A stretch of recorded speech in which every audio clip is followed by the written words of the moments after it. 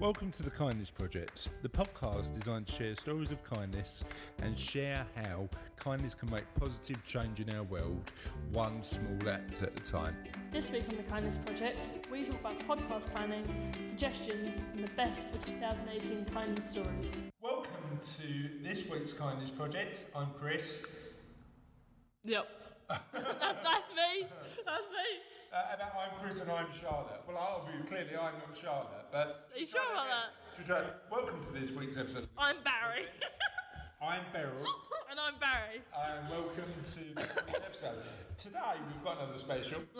Because apart from the interviews and the kindness news and us chatting nonsense on the intros and outros, Yes. we also talked about some pretty meaningful stuff in 2018. Did we? Yeah. Like death.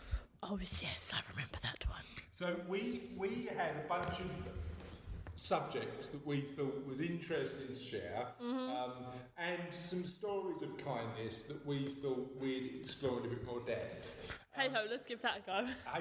So these weren't people we'd interviewed, but just stuff that we wanted to explore in a bit more detail. We'd had a chinwag about. We had a bit of a chinwag about, and we'd like to share some of those stories of kindness with you. So without further ado, should we listen to the best of 2018 stories of kindness? Is that a yes? Yeah, no? Yeah. I just considered that you were just going to keep going. All right, no, I wasn't. Should we listen to the let's go. 2018 stories of kindness? Yes. Can I get serious for a minute? Yes. Because there's a letter that I read the other day that I think is really important to share, and it highlights a couple of things actually, but I just loved the way it was written. It was by a girl called Holly Butcher, and she died recently. She died on the 4th of Jan this year, but before she died, she wrote a letter, and it's been going viral. It's been shared virtually everywhere. And who did she send it to? She published it online, and it's been sort of getting huge amounts of readership. It's been posted on BuzzFeed. It's been posted in loads of different places. About 5 or 6 people I know shared it. Yeah. But the reason they've shared it is because for somebody who's relatively young, it's massively insightful. So can I read it to you? Go ahead. A bit of life advice from Hull. It's a strange thing to realise and accept your mortality at 26 years young. It's just one of those things you ignore. The days tick by and you just expect that they will keep on coming until the unexpected happens. I've always imagined myself growing old, wrinkled and grey, most likely caused by the beautiful family, lots of kiddies I planned on building with the love of my life. I want it so bad it hurts. That's the thing about life. It's fragile, precious and unpredictable, and every day is a gift, not a given right. I'm 27 now. I don't want to go. I love my life and I'm happy. I owe that to my loved ones, but the control is out of my hands. Yeah. I haven't started this note before I die so that death is feared. I like the fact that we are mostly ignorant to its inevitability, except when I talk about it and it's treated like a taboo topic that will never happen to any of us. That's been a bit tough. I just want people to stop worrying so much about the small, meaningless stresses in life and try to remember that we all have the same fate after it all. So do what you can to make your time feel worthy and great, minus the bullshit. Yeah. I've dropped lots of my thoughts below, as I've had a lot of time to ponder life these last few months. Of course, it's the middle of the night when these random things pop into my head. Those times you are whinging about ridiculous things, something I have noticed so much in the last few months. Just think about somebody who is really facing a problem. Be grateful for your minor issue and get over it. It's okay to acknowledge that something is annoying, but try not to carry on about it and negatively affect other people's days. Once you do that, get out there and take a big breath of that fresh air deep in your lungs. Look at how blue the sky is and how green the trees are. It's beautiful. Think how lucky you're able to just do that. breathe. You might have got caught in bad traffic today, or had bad sleep because your beautiful babies kept you awake, or your hairdresser cut your hair too short, your fake nails might have got a chip, your boobs are too small, you have cellulite on your arse, and your belly is wobbling. Let all that shit go. I swear you will not be thinking of those things when it is your turn to go.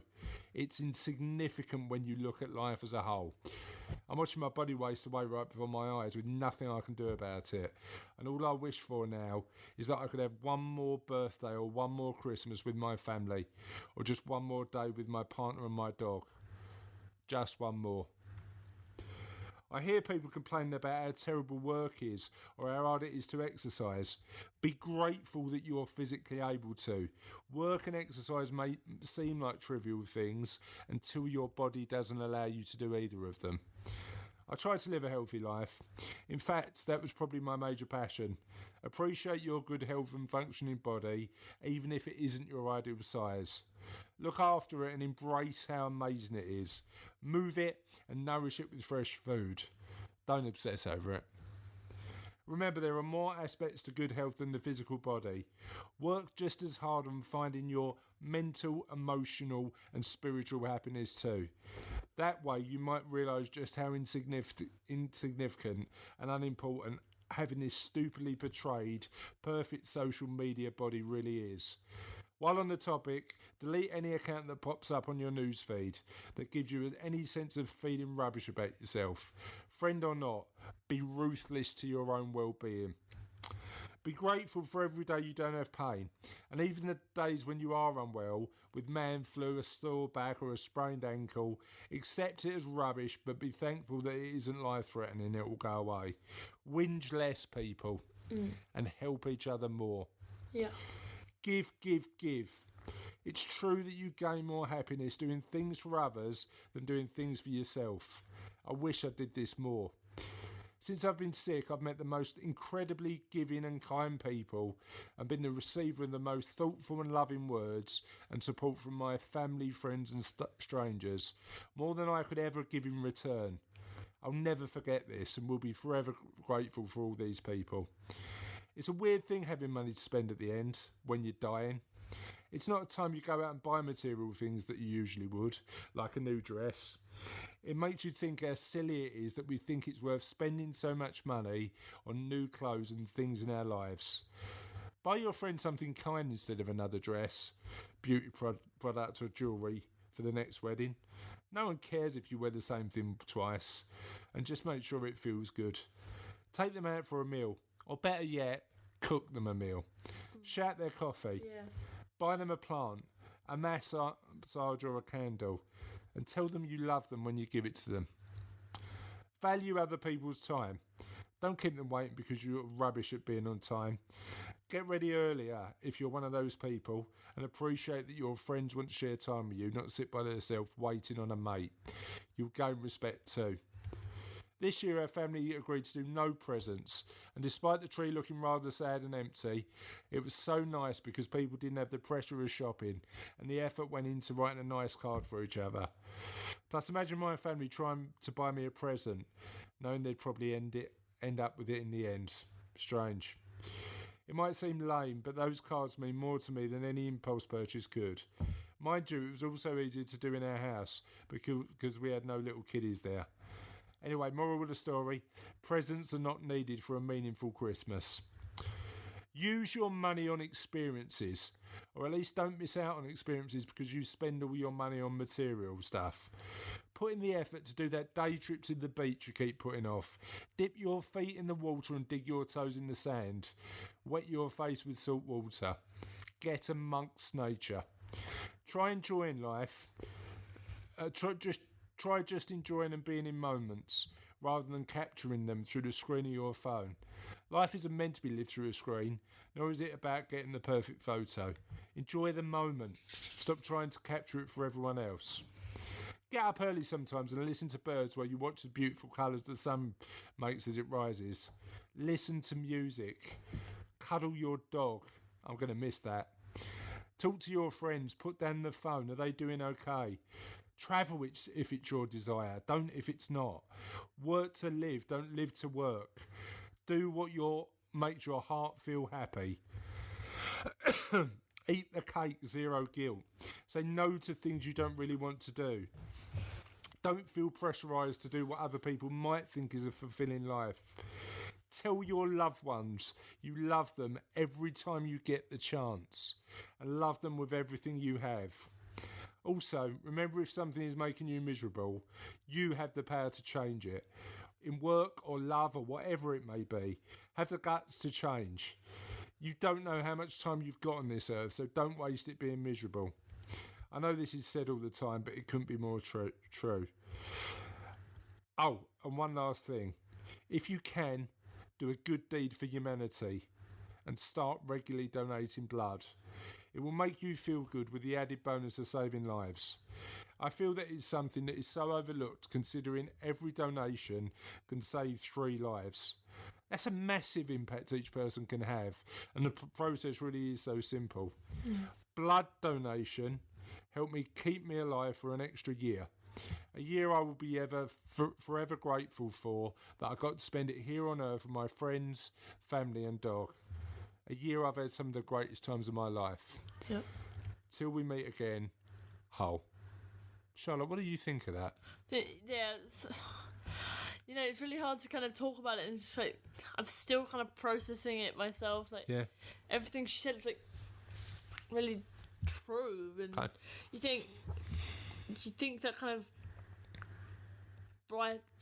writing would come from someone who's like really old, but do you think about it? You don't have to be old to be wise, because you just have to know what's close to you. Yeah, I think knowing that the end is coming gives you a bit of insight, though, right? Because you really need to stop wasting time on the stuff that don't matter. Yeah, but we all know that the end is coming. It's knowing that it's soon. Yeah. That makes it more pertinent. Yeah. But all right, so how's this for a thing then? If you knew the end was a year, why don't you live why don't you do stuff to make yourself happy anyway, regardless of whether you've got a year or 100 years to live? Because not everything makes you happy, does it? No, but focusing on doing simple stuff and being kind, I think, is one of those things you can do simply to make you happy instead of focusing on stuff that doesn't matter. Yeah. Should be a bit more of a focus. So anyway, shouldn't it? Regardless of whether you've got a year or 100 years. Because even if you've got 100 years left, why don't you live 100 happy years instead of worrying about stuff that will never matter in 10 years or never matter in 20 years.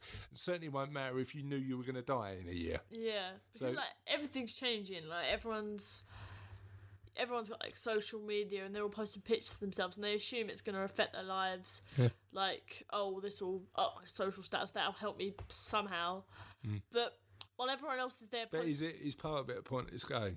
Yeah, like everyone else is posting like pictures of themselves, filters and like makeup on, and then there's me. I'm just posting pictures of stuff that I enjoy. What I enjoy doing is I'll take writing prompts offline, post them on my Instagram, and go finish the story. Yeah. I love listening to people's reactions to all the different prompts. But that's creative, isn't it? That's different. Fun. Yeah, no, and certainly I think we've spoke about this before. Social media used in the right way and technology used in the right way can be a huge force for good, can't it? I tell you, I mean, I was reading that and I had a bit of a tear in my eye, if I'm honest. Yeah, me too. I was just listening to you. And for me, and I'm really sorry if I didn't do it justice. I did try, but certainly coming out of the mouth of a 40-year-old man is probably a bit different to the way Holly intended it. But I thought it was important to read it in full. But the insight that I got from that is your perspective certainly changes when your situation you know you haven't got long left. Yeah. And actually you focus on the bits that have made you happy for your life, and the bits that we all should focus on a lot more. So spending time with the people we love, Yeah. telling the people we love them, making sure that you do something good for other people, Yeah.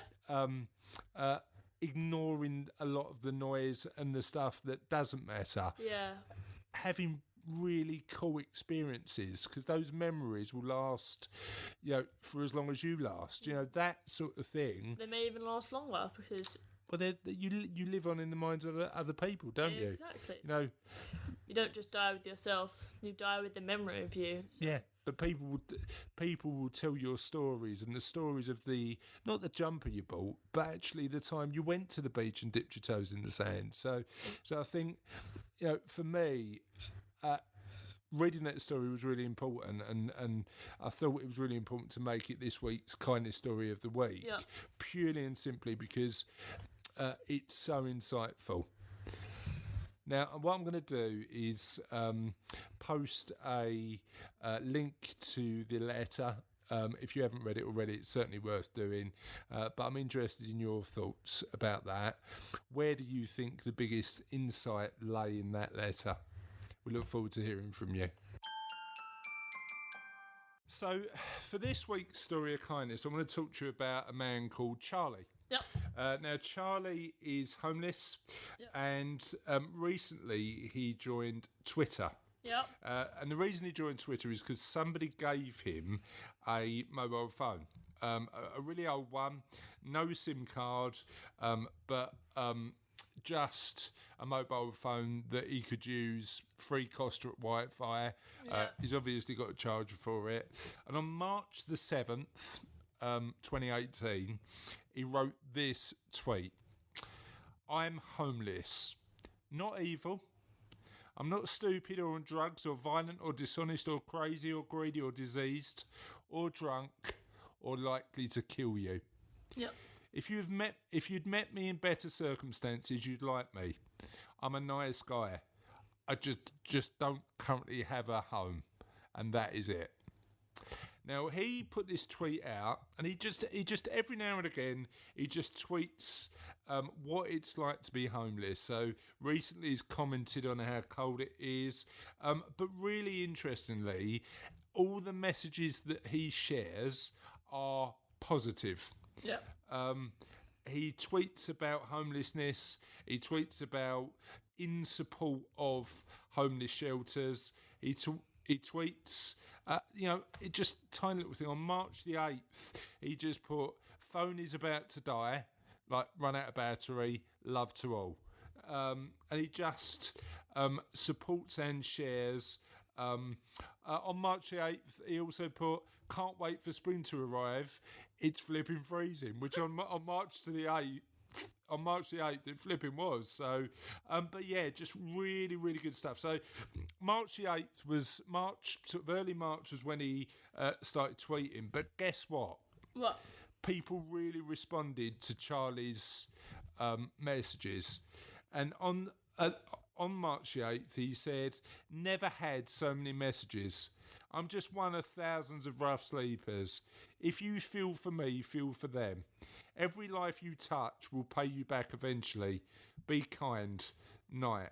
And he got loads of direct messages. In the end, he set up a PayPal account so somebody could support him. And genuinely, like, sort of the support that he got just through Twitter was incredible. Offers of jobs, offers of homes, offers of money, offers of shelter, offers of food. And today, we're recording this on March the 17th, 2018. We record these in advance. So today he had a tweet. On March the 7th, 2018, I was homeless. I was given a mobile and joined Twitter. 10 days later, I've nearly 20,000 followers, hundreds of offers of support, donations, job offers, and a whole lot of kindness and love. I've been extremely lucky. Many aren't. Reach out, be kind. It saved my life. Now, I read that this morning, and I don't mind saying that I cried. He always does. You know what? It's weird. As I get older, I am more of a these things emotionally impact me. But genuinely, that guy from his accounts, from his Twitter account, you can tell he's been through some tough and challenging stuff, right? Yeah. But that doesn't make him a bad bloke. That doesn't make him violent or evil. That makes him somebody who's just homeless. But the reality of it is, we've all got to remember that we're not that many steps away from being in that position. Yeah. And even though we should work hard to try and maintain good mental health and work hard to make sure that we're never in that position and we make decisions that are good, should never forget that it's actually easier than you think to be in that sort of position. What do you think? Yeah, I think you're right.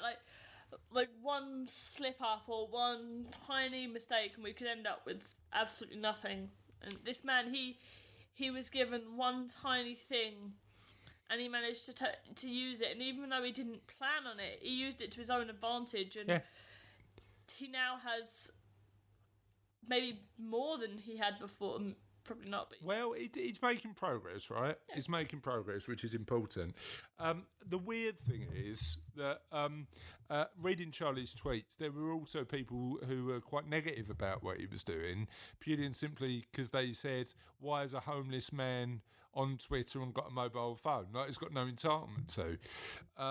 But what Charlie did was the right thing. He chose to focus on what people were doing positively to help him change his life. Yeah. And I think that's great. And I've tweeted Charlie. I'm going to send Charlie a direct message to see what we can do to help. I'm sure that he's got, I mean, by the looks of his tweets, he's got hundreds of people wanting to help him. And good luck, Charlie. You're an inspiration, mate. If you make people think about the next time they walk past somebody homeless, just doing something a bit cool, you've made the world a far better place. So fantastic work, well done. So Charlotte, one of the when we've interviewed quite a lot of guests recently, and I know we haven't sort of released a lot of those interviews yet, but we're going to.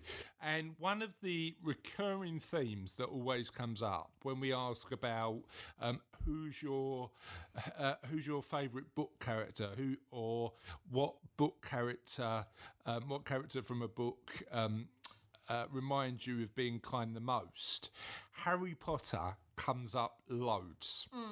Now, who do you think, out of all the interviews we've done, is the most generous character? Who's the one that... I haven't done a lot of the interviews. I think I've done one so far, so, I wouldn't know. No, so who would you guess that might be seen as kind in the Harry Potter books? Who would be seen as kind in the Harry Potter books? Hermione? Hermione comes up loads. So a lot of people, when we ask them who's the character in a book that you think is most kind, or who would you like to be as a kind character in a book, Hermione Granger comes up loads. Yeah. And I didn't think we'd ever be able to do this, but today we've got 3 stories of kindness related to Harry Potter. Well... What do you mean, well? The first one is not entirely related to Harry Potter, but it's one of the actors from Harry Potter that... Okay, fine. Centred around. So do you want to tell the story? Okay. So there was these people, and they went to watch a musical, I think, I'm not sure. And Daniel Radcliffe was there. Okay, it could have been a theatre show, couldn't it? Yeah. And he took 45 minutes out of his time to take pictures and sign all the playbills for people who wanted signatures for them. Oh, that's nice. That's a lovely thing. You know what? If people pay money and come and see a show, the least you can expect from the actor is just spend a bit of time engaging with the audience and having a chat and stuff like that. That's a great story. So that's our first Harry Potter related story. You got another one? Yes. Okay, so there's these kids, and they were trick-or-treating, and one of the kids... Where were they? In New York. New York, New York. So good they named it twice. Or was that Romford? I can't remember. No. It might have been Essex. No. New York, New York. Okay, so one of the kids in the group, a 5-year-old boy who was dressed up as Harry Potter, complete with matted hair, glasses, and wand, was walking down East 78th Street, which is a popular Halloween spot for the NYC. So this is kids in New York trick or treating, going down the street, going into houses, asking for trick or treat, and then what happened? Okay. Since all the townhouses and apartments on the blocks between Park and 3rd Avenue go all out decorated for the holiday and load them up with candy. Amid the madness, the boy was walking along the street when a young woman came up to him and said, "Excuse me, are you Harry Potter?" After he mumbled out yes, she said, "That's great, because I'm Hermione Granger and we're best friends," and she gave him a big hug. Of course, the boy was too young to realise that it was indeed Emma Watson, who couldn't have been nicer. That is an awesome story. So she's walking in New York, saw a small child dressed as Harry Potter, and then said, "I'm actually Hermione." Yeah. I mean, how many kids would love to meet the real life actress who played? Is it Emma Watson who plays Hermione Granger? It is, isn't she? Yeah. And she's quite well known for being kind. I think she does stuff for loads of charities and stuff like that, right? Mm-hmm. Who else is kind in the Harry Potter universe? Because that's two people. Okay. Before the release of Harry Potter series' 4th book, Harry Potter and the Goblet of Fire, J.K. Rowling wrote the book's ending a year early for Natalie MacDonald, a little girl diagnosed with leukemia. Natalie died before reading J.K.'s email, so J.K. named a character after her. The character was sorted into Gryffindor. Really? Yep. So she did something inspired by this girl, who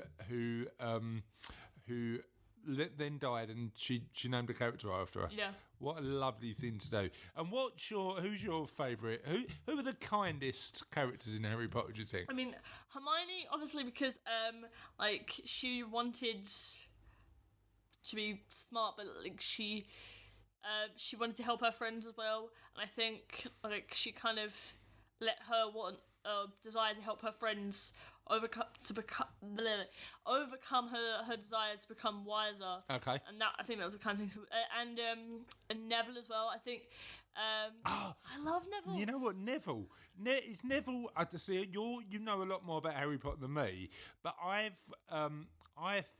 my understanding is Neville is the only person in Harry Potter where they talk about him supporting the football team. Yeah. Is that right? And their football team is? I think it's West Ham. West Ham United, yeah. But why is Neville so kind? I think he's got such in the books, he's got a really tragic backstory. What's his backstory? I'm not going into depths of it because spoilers, guys. But also I can't remember it off the top of my head. Anyway, and it's right. Is it spoilers or is it you can't remember? I remember bits and pieces of it. I don't want to give half the story and then not give you the rest. And I think he still seems kind of smiley, and he always tries to help out. Yeah. And so he's staying positive despite adversity. Yeah. Okay, cool. I think that makes him quite kind because he's not focusing on his own problems, but he's trying to support others. Yeah, well, I think certainly sort of kindness to others helps you as well because it helps you stay happy, doesn't it? So it's all good. Do you reckon J.K. Rowling intentionally wrote kind characters? I don't know. Maybe she was trying to make good role models for kids. Maybe, and I think she succeeded in that regard, right? Mm-hmm. Yep. Okay, cool. So, any other Harry Potter related stories you got for us? No, I think that's the last one. Okay, cool. Stories of kindness. Stop! Well, that was super dramatic. It's getting all out my system. Stories of kindness. That was quite. You did the jazz hands then, stories of kindness. It wasn't jazz hands. It was looming over you. Loom hands. As a cult leader often does. Okay. We can stop. Anyway. Should we stop referring to you as a cult leader? Yes. Do you dress up as the guy from Atmosphere? No, I just wear my uniform and everyone just goes, ah! You've got a uniform for your cult?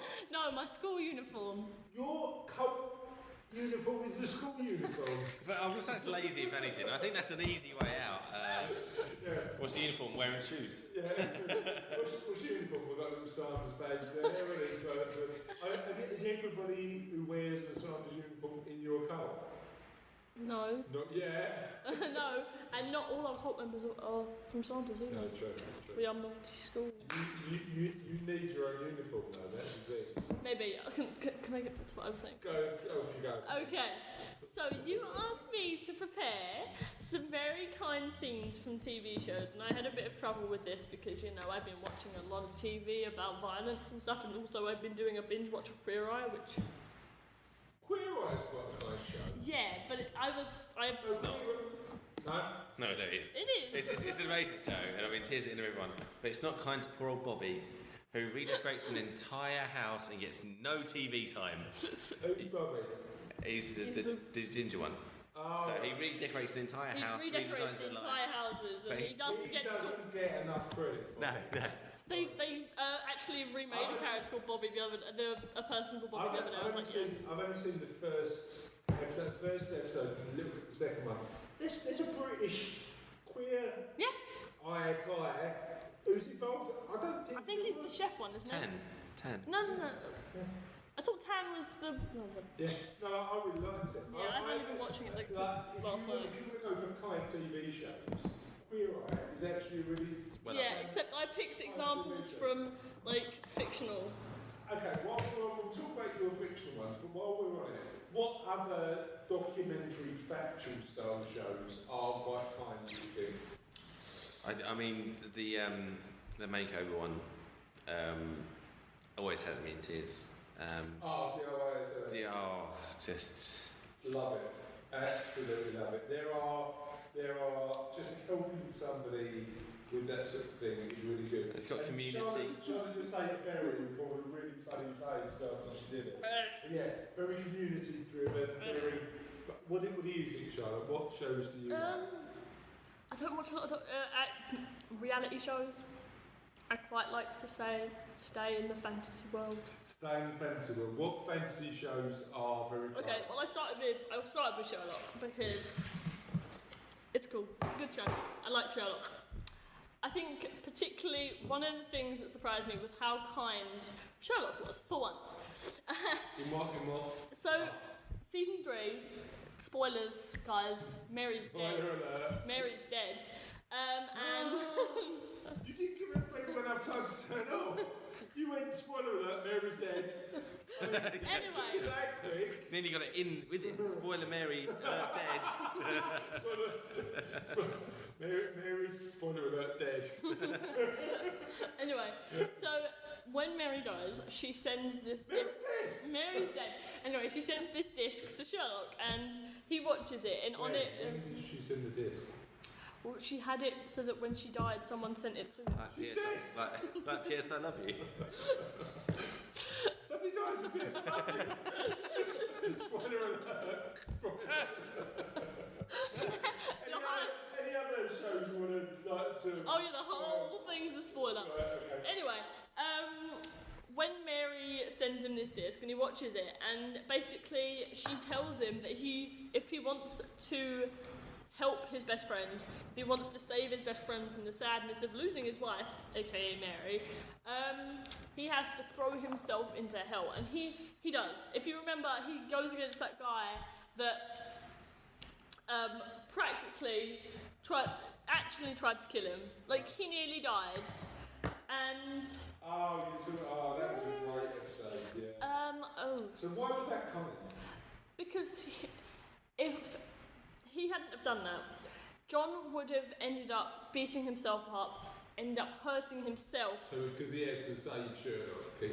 See, I think in Sherlock, the kind one is John Watson, because he looks after everybody. He does, but I think on this certain occasion, it was Sherlock being kind to John, because John's always kind to Sherlock, and honestly, the wedding speech Sherlock gave broke my heart, like, in a good way.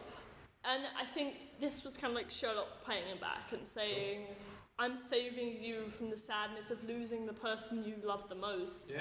And I don't know, that really hit me. Okay. When they were watching the video of Mary and when they realised what Sherlock was doing, that really hit me. Okay. Who's next? Okay, it's about the most recent Doctor Who Christmas special. Okay. Because I was trying to think of just one moment that the Doctor was really kind. And I went with this because I quite like this one. There was a man who was supposed to die in World War II. Spoiler. This whole come section on. was spoiled. There are loads of men supposed to die in World War II. We all know this. Anyway. And I actually don't think that's a massive spoiler because people did definitely die in World War II. exactly. So basically, this guy, he got caught in this time loop because the Doctor refused to regenerate. Oh yeah, I remember that. Yeah. And they went through this whole thing and they met the people who had taken the guy's soul. And the Doctor, instead of putting the guy back in his body when he was supposed to die, instead of putting him in his body to die, he put him in his body a couple hours later, and it was Christmas. So it was the Christmas thing where all the soldiers started singing and nobody fought, and he saved this. Football, didn't it? They had a game of football, and he saved this man's life by pushing it forward a couple of hours. And I think there's two things kind about this scene: the fact that he was willing to alter time for a stranger he didn't know. One, and two, the fact that all these people, I know this is a real event, the fact that all these people that were supposed to be fighting got out of the trenches and started playing a game of football and singing Christmas carols. You know what I love about Christmas, and you can look at it very cynically and say companies use this to sell their stuff, but I really like Christmas adverts, and the Sainsbury's one, I think the Sainsbury's a few years ago. Other supermarkets are available, including all the Lidl's, Tesco's. I quite like the Aldi carrot. I like the Aldi carrot. That's adorable. Yeah. But the one they did an advert which was a reenactment of that famous football match where they all stopped and carried on. But yeah, no, it was good that.